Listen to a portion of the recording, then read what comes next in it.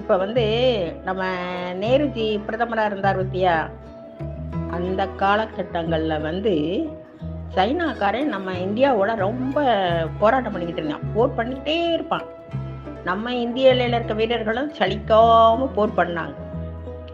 அந்த போராட்டத்துல அவன் பின்வாங்கிட்டான். ஏன்னா அவனால நம்ம இந்திய எல்லையில இருக்க நம்ம வீரர்களை அவனால ஜெயிக்க முடியல. ஏன்னா அவங்களுடைய ஆட்கள் தான் நிறைய செத்து மடிஞ்சாங்க.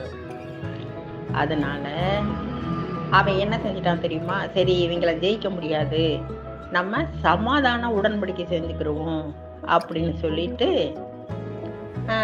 ஐநா சபையில் இது பண்ணி நேருஜியை பார்த்து சமாதானம் ஆயிடுறோம், நீங்கள் இனிமேல் இந்தியாவை எதிர்க்க மாட்டோம், செய்ய மாட்டோம்னு அவன் ரொம்ப சமாதான உடன்படிக்கைக்கு சைன் பண்ணிட்டும் போயிட்டான்.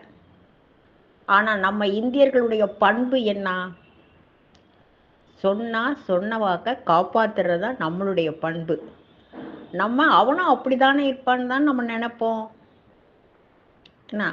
தன்னை போல் பிறரையும் நேசி அப்படிங்கிற மாதிரி இந்தியர்கள்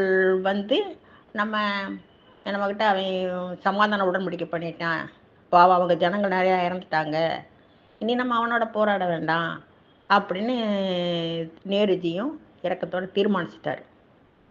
அதனால அவர் என்ன செஞ்சார் தெரியுமா?